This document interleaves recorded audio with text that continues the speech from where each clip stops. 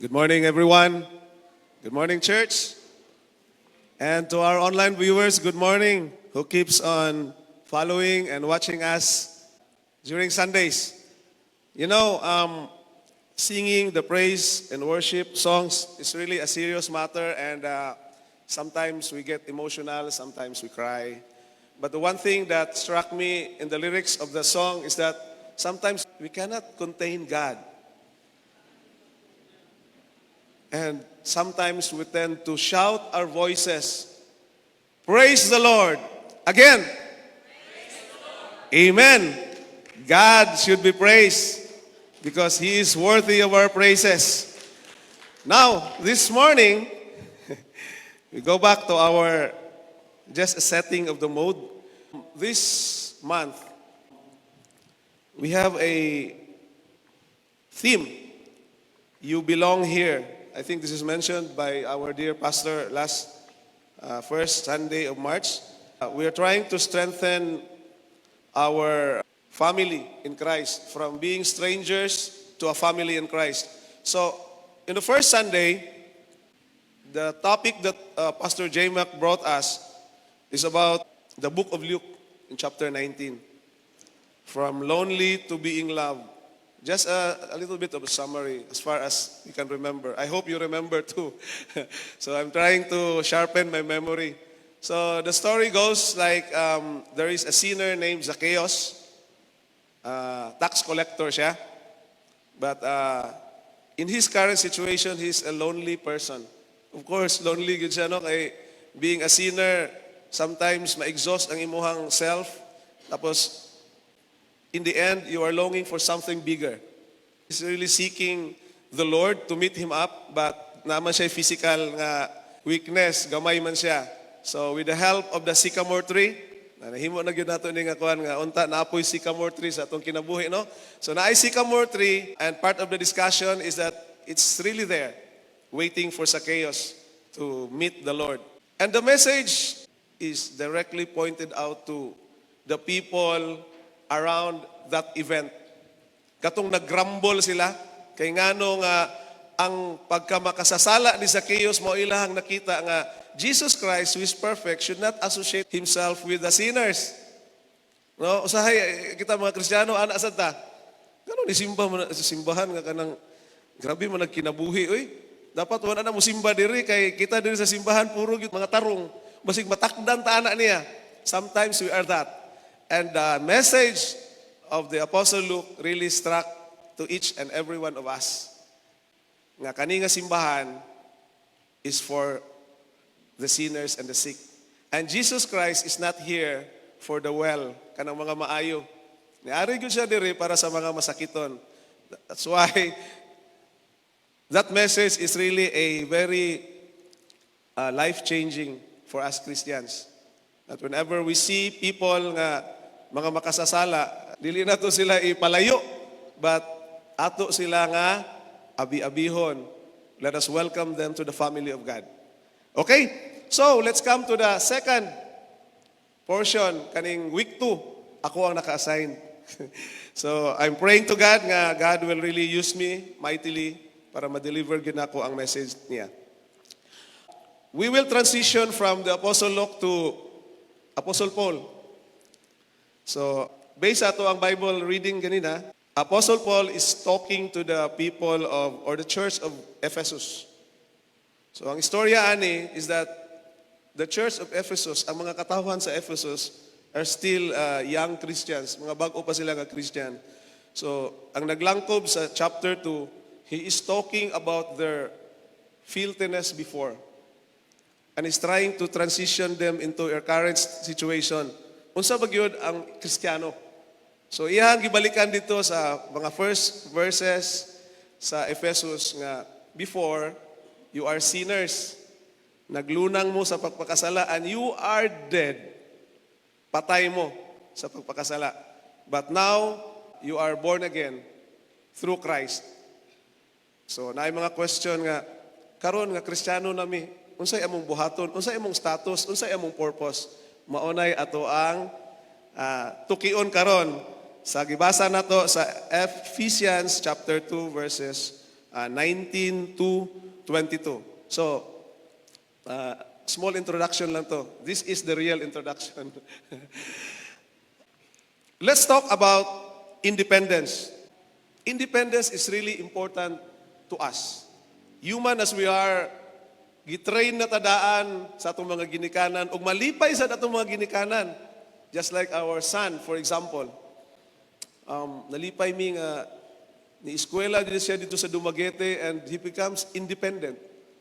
Kay diri sa balay, magsaligro man na. Pag mata, maligo, sukaon lang, wala na luto-luto. But, it is our pride to see that for 4 years, nawaluag siya sa mua, nahimo mo siyang independent. So, kaya ra gyud ay, no? Even us, as a nation, kung ma-remember na to, 120 years ago, General Emilio Aguinaldo proclaimed Philippine independence. Balik sa ta sa historya. Taking us out of the Spanish colonial rule kay na-under ba ta sila of 300 years. And it is a celebration. Until today, we celebrate it. And we take pride of it because, in a simplest form, independence is being free from control, being free from influence, and being free from support of others. Okay? So from that day on until today, we are enjoying our activity to function on our own, to make decisions on our own, to sustain ourselves rather than depending on the outside resources.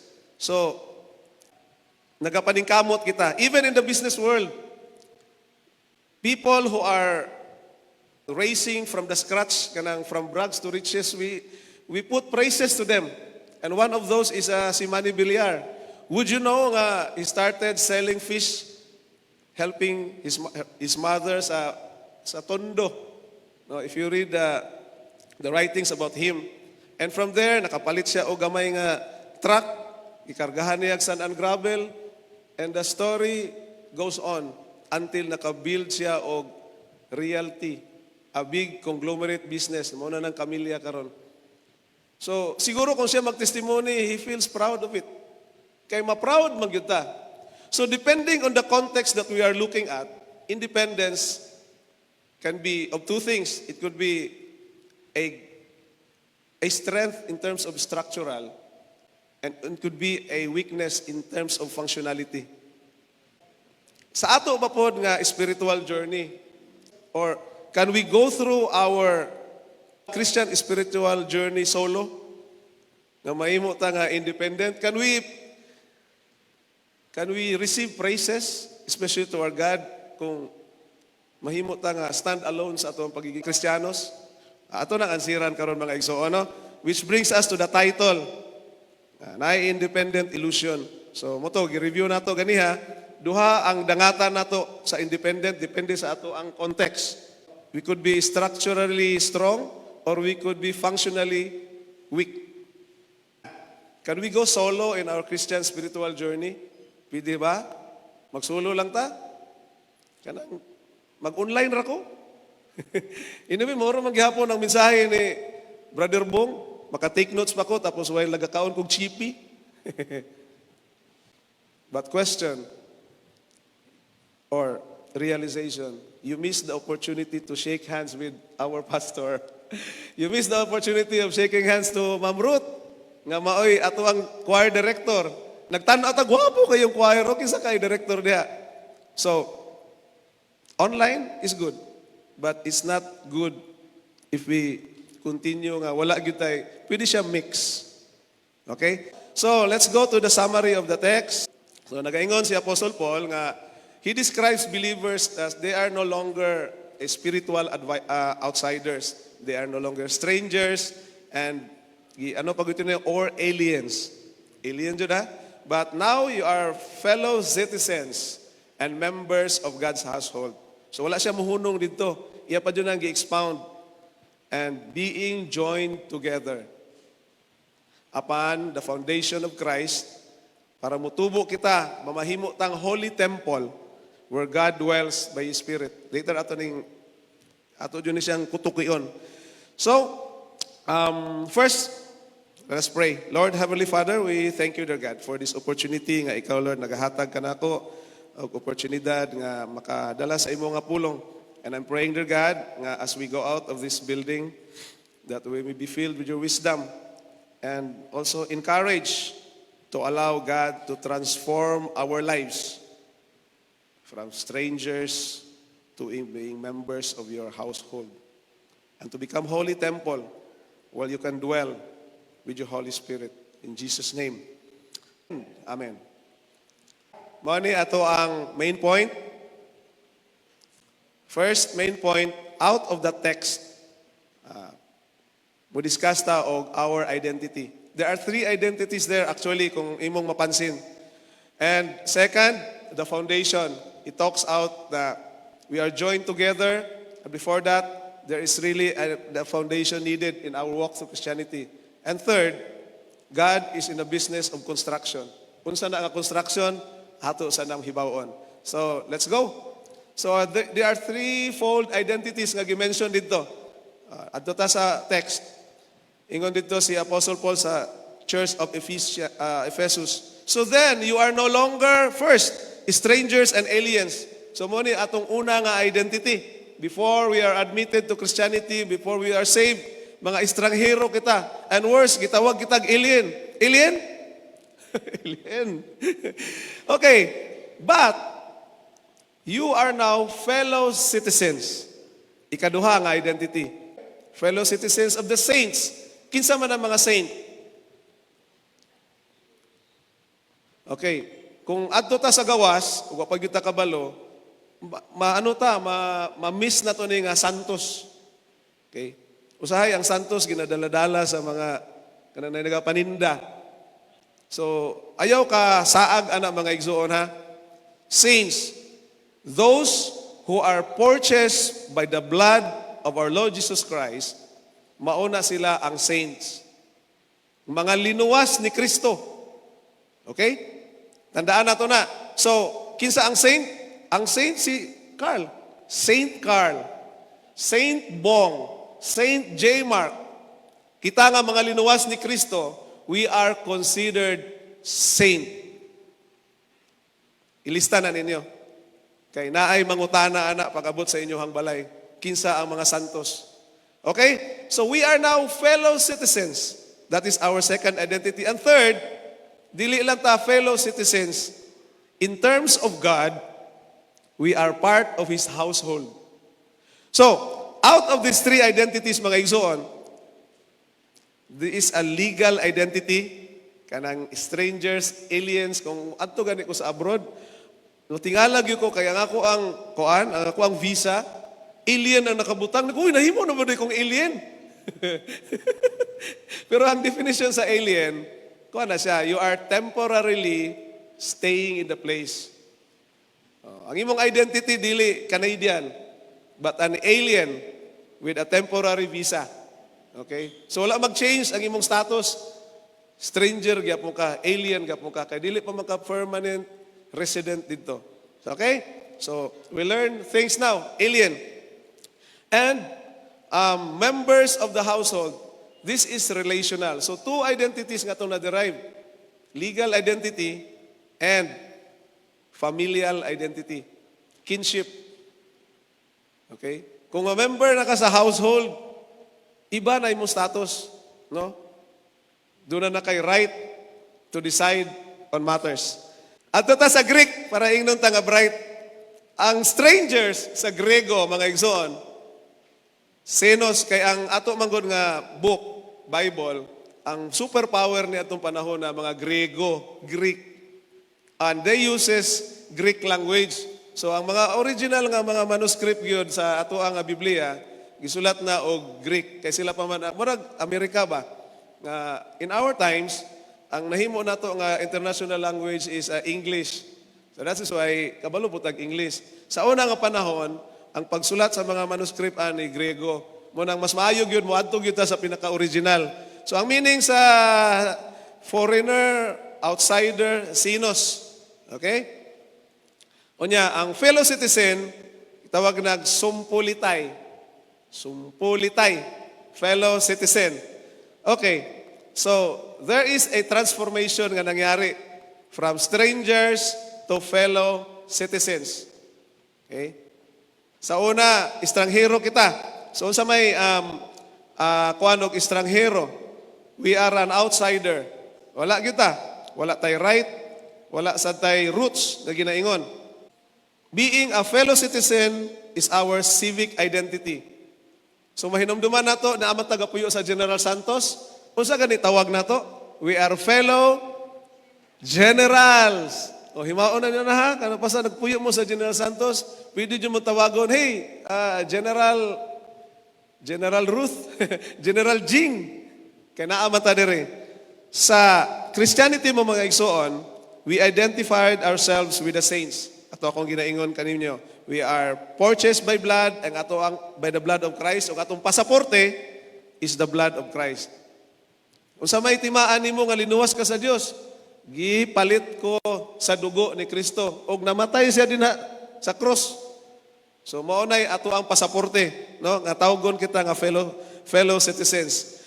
Okay, Paul is saying that we are no longer strangers, but we are stakeholders in the kingdom of God. Nagaingon siya nga, we are no longer aliens. Sa alien, sa Grego, is a sojourner.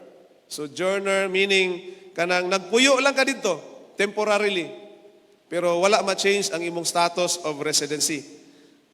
Then from aliens to members of the household. Household members or oikaios.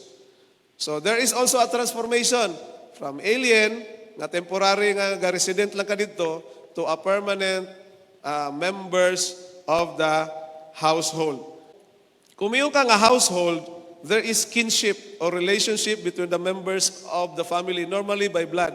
And even gani karon kung member ta sa household, mga naman tayo mga kanato ang itawag na to og di man siya helper. Iba na karon kay we want to really kanang medyo relational gyud kasambahay, kauban nato sa balay. We do not call them maids or something like that, pero kasambahay. To establish a good relationship, we care for them. And sometimes sila na gani magbuot sa balay. Unya mga saba na sad sa iyahang amo nga lalaki. Ano kay mga kang muli? Gisugo dito ni ate. So, mo na siya. As the members of the household, doon na dito kay kuan, doon na kay say sa household. Okay? So, citizenship is our legal status, household is our relational status. So, mayon ta og balay, building. Pero kung mayon ta og household, it talks about the family. Balay, building, kanang household, pamilya na siya. So, there is the familial identity that you are no longer member of a certain club, but you are a son, you are a daughter, and with that, you have siblings. Kitantanan. No? Kitantanan, mga saints, kitantanan, member of the household, o kitantanan managsuon by blood. O dili lang ni siya ordinaryo nga blood, type AB, type C, type A. It is the blood of Jesus Christ. Special yun ang ato ang blood relationship. We have moved, naadin na sa inyohang notes, nagibutang din na nako, giblangkuhan na nako, para naagi tayo take away pag-abot. We have moved from being strangers and aliens to being fellow citizens and members of God's household. So ilista ninyo na mga igsoon ha. Maunay ato ang notes that you are no longer guest, but you are legal heir in God's household. Kaning manununod, magpatay pa gani-ani ka ng mga igsuon gyud, no? Kay iyahad ako ang iyang partida sa yuta o isa na mintaha. Pero aning legal heir sa household sa Dios, di na ta mistil pa magpatay mga igsuon. Hatag din sa Ginoo, do na gyud tay right ani kay mga linuwas gud ta sa dugo ni Kristo. So no need to argue with your fellow kaigsuonan. Problema lang kay dili na mo argue, dili pa gyud mo attend. So wala gyud to lalisan. Naghugot na sad si Brother Bong.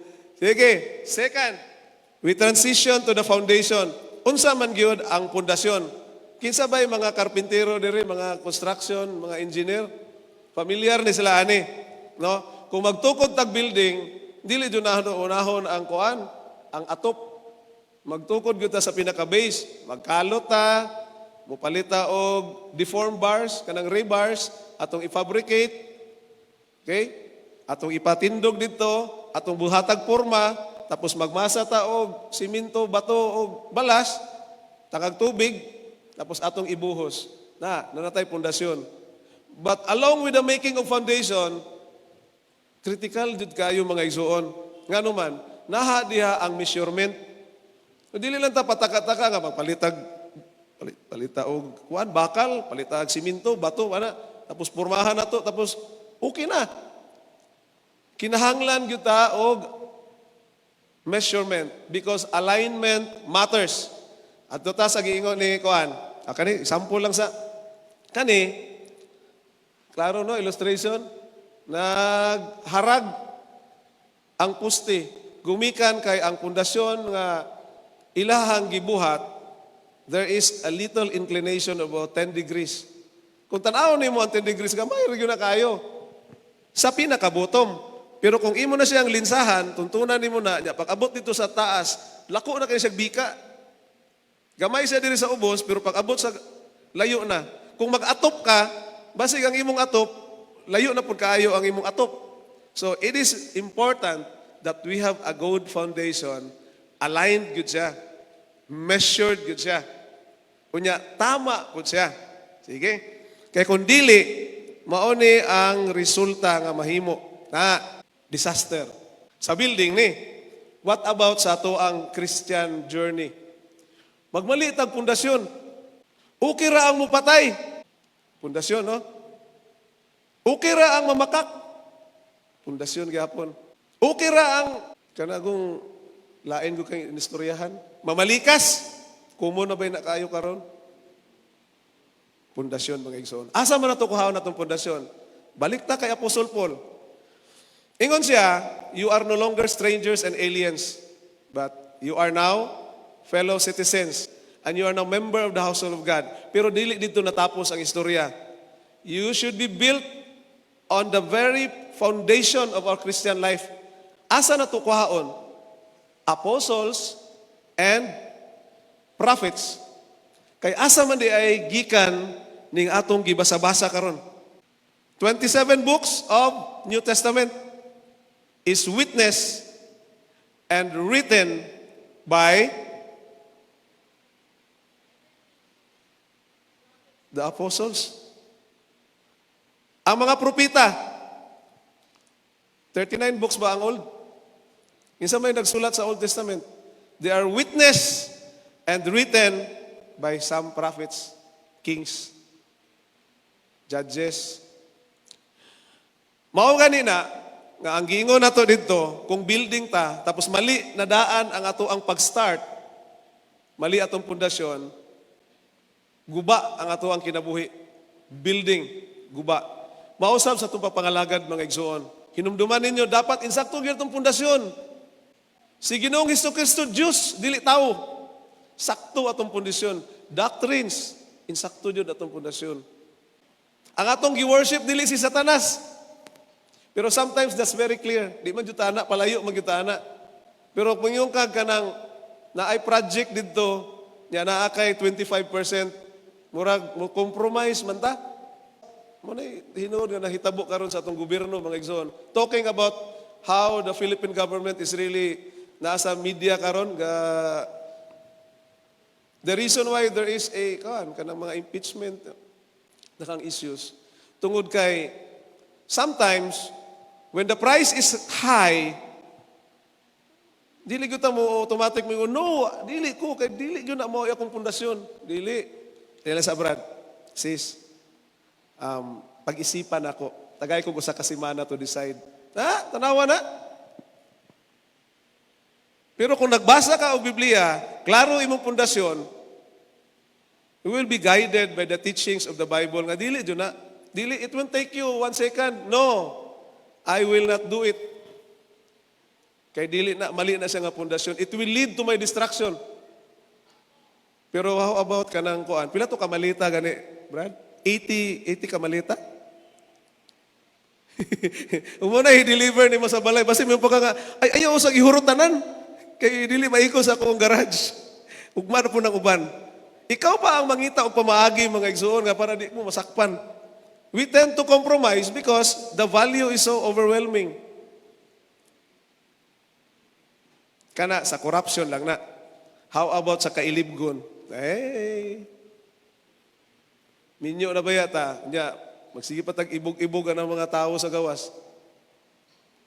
Wa man po lang nahibalo. Ikaw ra man po. Ang imong heart, Ginoo ra ba po magtanawa na? Sige, kanig yun si Bung, may magwali yun. Pangigo dun ng iyaha ba? Dili ba yung igsoon? Kay, this is very critical. Foundation, magod itong gisdugutan. Pag magmali ta dire, parihig ko ta itong building, mukulaps yun ta. Dili yun magtama ang ato ang atop. Murag kani ato ang tiles gani dire, murag gahiwi ni. Murag naa dito'y kuhan. Kay dili mao, naisayop. So with this, dili ko ta dapat magkamali igsoon. Mao gani ang istorya ni Apostle Paul sa Church of Ephesus. The word of God is coming from the apostles and prophets. Sila man, may lain. Alangan magsikuan. Ang ebanghelyo, matod pa ni Jong. Wala man dito'y Jong. Ang ebanghelyo sa Diyos, matod pa ni Lucas. Ebanghelyo sa Diyos, matod pa ni Matthew. Sila, ang mga apostoles. They are the author and the writers of the word of God. Of course, inspired by God. Di ta dapat magkamali diyan mga igsoon. Next, ang notes. You write it down. Our lives must be built on the foundation of the Word of God. Kinabuhi. So, mayos ko tag kinabuhi mga igsoon, lisod kaayo kung magkamali ta diha. Destruction of lives ang gawas. So, we want to preserve our life, have a good foundation from the Word of God.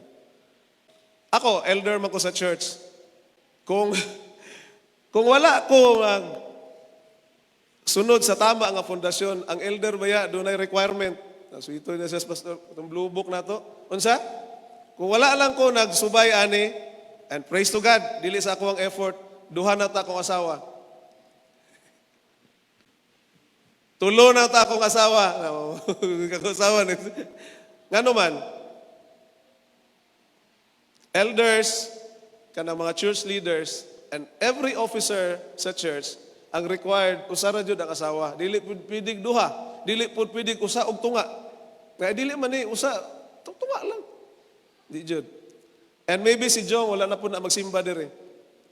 Because that guidance from Titus, dapat mutuhop yun na sa atong mga kasing-kasing para di yun ta magkamali. What if, ga-elder ko dire, pero duha ko asawa, mutuo ka mo sa ko, kani nga church, maguba ni, tungod na ako. Tungod ni Pastor Jmar, 3 yang asawa. You can imagine na pastor nga 3 asawa. Pero sa tinuod lang na abay nahitabo yung anana. O balita na ako, dili gyud sustainer ang simbahan. Naguba ra pud ang simbahan dayon. That is how we build up this body of Christ. Magpaningkamot man ta, pa-repair, pa-extend, nagkakitay plano ani simbahan, building raman gud ni. I repeat, the church is us. Kita jud ang mga simbahan, mga igsoon. Maguba man yung building, linugon, tumpagon. Pero kung ligon ang mga katawhan sa Diyos, tindog gyapon ang Countryside Evangelical Church. Kaya kita man ang simbahan. The holy temple of God is in us. Okay? So, taas pa ni siya kaayo ning Titus, arrogant, drunkard. Sa una nag-inom man ko pero wala na ko mainom ron. Violent, greedy, kanang corruption. These are being taught in the word of God by the apostles. Self-control para mamahimo ta nga trustworthy ato ang baba. Nagwali ka dili pero wa man di ka ga-practice ana brad. So we walk the talk para maghatag tag instruction of a sound doctrine o may kapasidad sa nga mo rebuke. Rebuke ka, brad, pero mamumpo ka. Ikaw ra po ni-contradict sa imong kaugalingan. Okay. Let's go to the cornerstone. Unsa man ang cornerstone? Dire, sa ato ang building, asa ang cornerstone? I think, diha siguro. Okay. Later, ato ang isgutan. Lapis angularis. Latin na santa. Okay, Latin. Okay. Ningon dito si Apostle Paul, built on the foundation of the apostles and prophets, Kinsay atong cornerstone? Si Jesus Christ. Foundation, apostles, and prophets. Cornerstone, iba usab. Unsa man ang responsibility sa cornerstone? Kani may pagka-engineering ni siya nga approach. Di siya maklaro ba? Pero tanawan ninyo, ang cornerstone mao na akong gisirkulan og pula. Naa siya sa kanto. Dito naga-base ang tuntunado. Kanang x-axis tuntunan nimo na tapos mo bagsak ang plumbab, straight yun na siya kung imo na siyang subayon x-axis na. Okay, mao sa nay subayan nimo sa pagpile nimo hollow blocks. Okay, kung magmali na siya, maghiwi gyud nimo hollow blocks. Magsige kag repair. Unya, naapo dito ang libilado. Imagine, tuntunado, libilado, og tay pangatlo, eskwalado. O ingnan ninyo ng karpintero, dapat Brad, ang imong construction, tuntunado, libilado, eskwalado. Iyan tarungo na kay swito ka mo istorya, di ka maliba. Okay? So kung maghibat o gamay, gamay lang yung kayo. Kung sa'yo resulta sa imong piling, sa imong hollow blocks, niya mo po ito'y sundon. Hiwi. Cornerstone. Nganong si Jesus Christ man ang giingon yun, di man siya mingon nga si Apostle Paul ang cornerstone. Tungod kay the cornerstone should be perfect. The perfect example of the cornerstone is Jesus Christ in terms of our moral standard. When we talk about love, wala nagilaing pinakamaayo sa love. Okay, love your wife, makalove man ta, love your children, love one another. Pero ang love for the enemy, kinsa may maayong tao anang love for the enemy. Giingon dito ni Apostle Paul, i-cornerstone si Jesus Christ sa imong kinabuhi. Di ka magkamali, anak. Okay? Daghan. So, Jesus Christ Himself, sa atong notes, is our cornerstone. Di ta magkamali. So, at ta sa pangatlo, dali raman din ni kaayo eh. Would you know nga ato ang Dios naa sa construction business? Uy, na construction na to ang Diyos. Okay?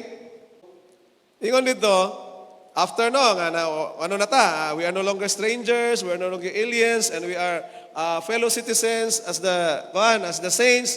Kunya, we are part of the household of God. Dapat, as a whole structure, kita nga simbahan, kita, ikaw, ako, si Brad Noy, si Ma'am Ging, kita tanan dire, we should be joined together and grows into a holy temple of the Lord. Mahinubalaan na to, ang holy temple kita, magyod. Ang atong kaugalingon mo, yung templo sa Dios. O gusto sa Dios nga manimuyo, dili diri sa simbahan. Kung papuyo na to ang Dios nga simbahan, asa man na to sa ibutang, maulaw sa to sa iya, oy, wa ba rin room diri, asa ba, diri sa drum set? O dito sa operating kuan? Wala tay room para sa Dios diri. So, the building itself, dili ni siya Pinoy-anan sa Dios. In the real sense, kinsay tinuod nga Pinoy-anan sa Dios. Kita ang church. And God would like to dwell in us. Unsay dwell? Manimuyo siya.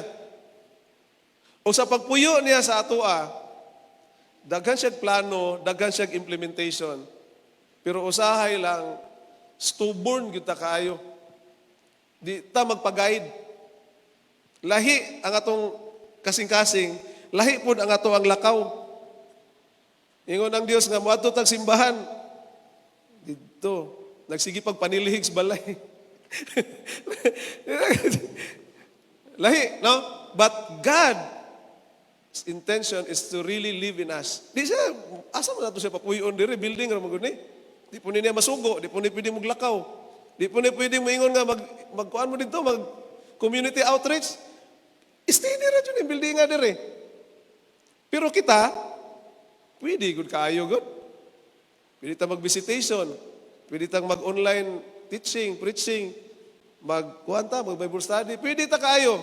Tungod kay kita, diri magpuyo ang Dios. Plano na niya.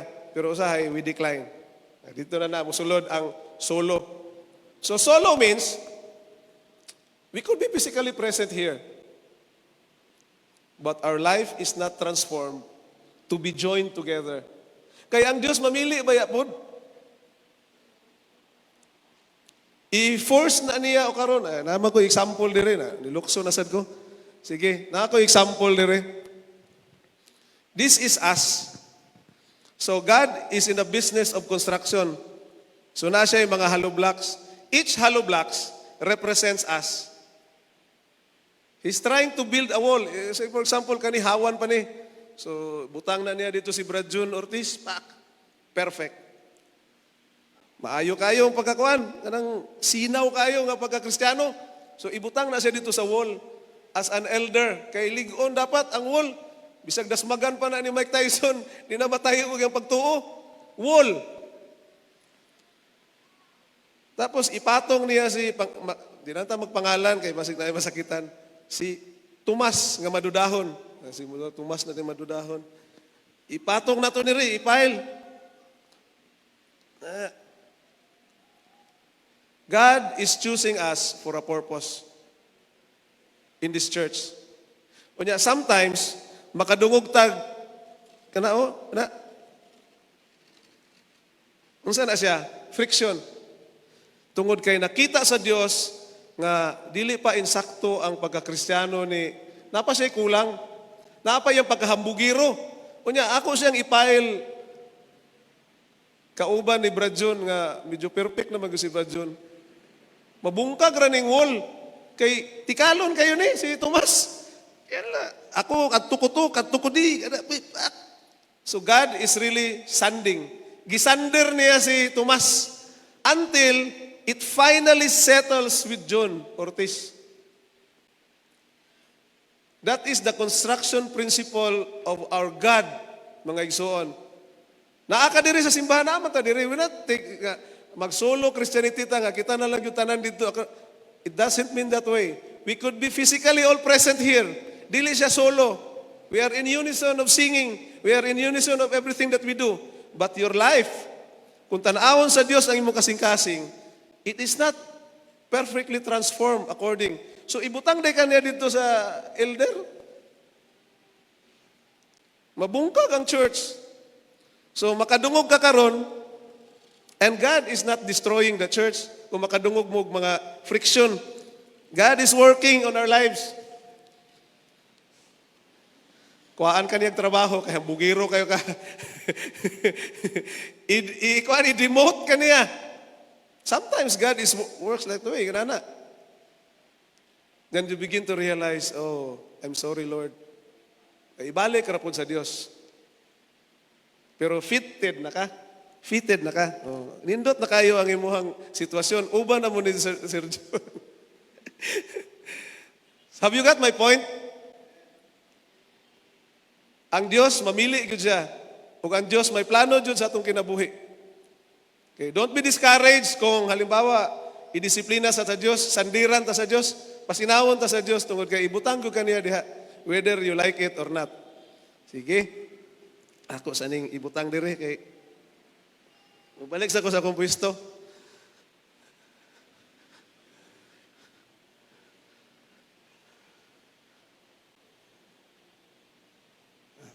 Greek, sonarmolo gomini. So, ang meaning sa Greek ani is join together. Son means together. Harmos, joint, and lego to arrange. So, mo to'y principle sa Diyos. Dapat, kung ipile ka sa Diyos, you are in harmony sa imuha nga kauban. No? And you are arranged properly. Kay og ibutang ka dito, ipugos ka dito, maguba lang ang church. Sige, notes. We are being joined together to grow in a holy temple. Kay kita man ang templo sa Diyos. Don't take this literally ha nga, ay, maudi ay nga dili kayo ta ka ng ginadayo diri og bisita kay gahiwi man gud ang atong church. Bisag ino. Gahiwi man gud ang atong tiles gani, di gani man yung pagka-pile. Don't take it literally. It's us, kita. Dili ni nga building, bahala nang maghiwi ning building. Basta kita ang atong kinabuhi dili maghiwi. Amen. Okay. Ephesians 2 chapter 22. Because in Him, diha kay Kristo, you are being built together into a dwelling place. Ang Dios gusto gyud nga mupuyo sa toa. Gusto gyud nga mupuyo sa toa. Kita lang usahay ka birti ka kuan, birtuldo ka tag-isip. Di gyud taganahan. Kay lami pala gito kayo dito sa lain nga lugar. Okay? Dwelling place. So God is building us together to become His dwelling place in His Spirit. Dili man musulod ang Dios nga ang iyang espiritu. Remember nga wala na ba nato makita si Jesus Christ diri. Kadiyang nikayaw siya dito, iyang gibilin diri ang iyang Holy Spirit. So it is always the Holy Spirit who's going to talk to us to the revelation in His holy book sa Bible and convict our heart nga dili na maayo, wala na sa pundasyon nga akong gitudlo nimo. Okay? So ayaw adto dito, no? Ayaw adto anang bulangan. Puyo lang ka sa balay. Kay may prayer meeting patakarong Wednesday. So puyo ka sa balay. Kay gi-convict man ka sa espiritu nga nagduel diri sa imuha nga kasing-kasing. Sige, ingon ani ang resulta karon, mga igsoon. Habang wala pa imong kinabuhi, ma-fine tune. Dili pa ka pwedeng ipile sa Dios. So that wall remains a hole. Di ba ka makonsensya na? Sabagay, wala man siguro mo yung mga konsensya. Ang Diyos, nagahulat ra jud nato mga igsoon. Ibutang sa siya sa ubos while He's trying to sharpen you. He's trying to correct your life. Kung magpakorek sad ka. And what remains is a hole. Bangag. Bangag lang usa. Pero ang uban, na-pile up na. Joining with the saints, joining with the household of the Lord. Pero ikaw napaka sa ubos. And God is really trying to sharpen you. Ang delikado ani mga igsoon, kung dili jud ka ma-sharpen, mauna ni problema nato karon. So, gibutang ka sa Dios diri sa floor. Kay di pa man jud ka pwede nga ikamada din na sa wall. Na diya sa ka. Yeah, for many, long time na. Lugay na sa pagpangalagad. Wa paghihapon mapayal sa Dios. Pero kasi simba. Buluyagon gihapon, kinabuhi. Wa gyud kausaban. Pero ang Dios wala man mo kuan. Mo surrender sa iya, gipayal lang, ibutang lang na siya diha, waiting for Him to shape up para ipayal siya dito sa wall para magwapo na siya nga wall, shining, glorifying God. That is the church. So unsay may mahimo ani? Mamahimo ni siya nga ug mulakaw si Ma'am Ging dire mapandol. This person becomes a stumbling block, a tripping hazard. Pwede jud nga mapandol ang tao. Pwedeng mapandol ang imong igsuon. Instead nga makadala ka og tao nga ipile dito sa ang uban siguro basig manaog pa ng uban. Matakdan nimo. This is contagious mga igsuon. So I hoping na makonvikta karon nga kabuntagon nga dapat kani dili ni siya mamahimong stumbling block but mamahimo siya nga brick or hollow block with a purpose. Ayaw payagi igsuon, ayaw tugti nga mamahimo tang stumbling block sa atuang isig kaingon. Unya maingon dayon ta nga na backslide man ko na. Imuha ra jud ang kaugalingon nga na backslide ka. Kaya ang Dios wala bayag yun mo undang nimo. Wala gyud mo undang nimo igsoon. So in conclusion mga igsoon, let us look our life past this month. Nahimo ba ta nga freelance Christian? Physically present but is not contributing to the wall that God intended us to be. Okay. Mag 30 years naman ko sa kaning, pero naama ko yung first 3 years sa construction. I've watched bricks, hollow blocks, tons and tons of materials kaya naama ko sa construction atong panahon na. Kana nga single brick really has a potential. Kana siya, pwede na siyang mag-build o castle, pwede na siyang mag-build o high-rise building, but with that alone, dili po siya kakari o kanang building kung siya ra mag-inusara. So dapat mapile yun na siya para mamahimo siya nga purpose. So as we transition, no, panapos nga verse, si Apostle Paul man to nag-ingon, no, iha man nga lesson, let us consult the Apostle Peter. Unsa po diya ka istorya ani? Sige. Unsa ba actual role nato ani nga construction project? So let us ask Peter. Hala, dili na siya makita. Okay. So ningon si Peter, nakita di ay are living stones. We are not dead stones. Katong nabutang dito sa kuan nga nahimo siyang tripping hazard, hapit na to mahimong dead stone, which are being built as a spiritual house. Kita, we are the spiritual house of God to be a holy priesthood. Muhunong ko dire. Mahibaluan na to sa Old Testament. Ang qualified lang nga mo enter into the holy presence of God sa tent are priests. Because in terms of the community, sila ang minus-minus og sala. Kaya kung ordinary tao lang, the mere presence of God will kill you. Sometimes gani dito yung priest nga kanang dili pud worthy, mapatay gyud sila. Okay, ngano man. Dapat sakto jud ka nga moatubang sa Dios.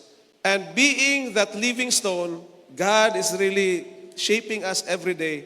Gusto niya nga mamahimo tayong ato. Ngano man, iya gyud gusto nga maka-offer tag sacrifices sa iyaha. Dili sa ingon nga God hate you. Higugma ka sa Dios igsuon. No? Kung naglunang ka sa pagpakasala, gihigugma ka sa Dios igsuon. And God really is inviting you. Gisigi ka niya og limpyo adlaw-adlaw para mamahimo ka nga spiritual house of God like the holy priesthood. Righteous. And we can only attain that kung tama atong pundasyon by following what is written here religiously with intentionality and having Jesus Christ as our cornerstone. Di ta magmali ana. When we speak of love, when we speak of kanang hatred, hindi ta magkamali ana maigsoon. When is pangawat, kailiblon sa di ta magmali ana maigsoon.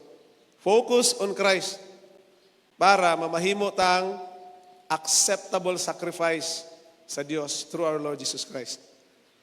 Okay. So, I leave you with this big question. Am I allowing God to build me up in faith? So don't be just a stone, but be a living stone. Pangitaa imo ang kaugalingon diha sa wall, mga igsoon, and let your master builder, Jesus Christ, fit you exactly where you all belong. Because Christianity, I say this again, Christianity is never, ever meant to be solo. God bless us all. And let us pray. Heavenly Father, dagasalamat Lord that you not leave us as strangers ini nga kalibutan, as alien. But thank you for the price that our Lord Jesus Christ paid for us to become members of your household. Lord, we confess that sometimes gustoon sa namo Lord nga magsolo because it's much easier. And sometimes gusto lang yun namo. But today, upon hearing your word, we want to be joined together. I pray that for every person who are here today, who feels like a stranger, pull them into the fellowship, Lord. Hiusaha sila, Lord, by a transformed life, fitted for your glory, fitted for your honor. And for those of us who have been trying to build our lives in our own foundations, in our own interpretations, realign us, Lord, to the cornerstone, which is our Lord Jesus Christ. Unta kani nga simbahan, Lord, will not be a place to visit during Sundays only, but make our lives be a dwelling place in your Spirit who lives throughout the week. Build us up, O Lord, stone by stone, until the world sees us of your glory in our unity. In the precious name of our Master Builder, Jesus Christ, the name above every name. Amen and amen. Good morning and happy Sunday sa inyong tanan. Nagmahimo na ta nga living stone, not a dead stone.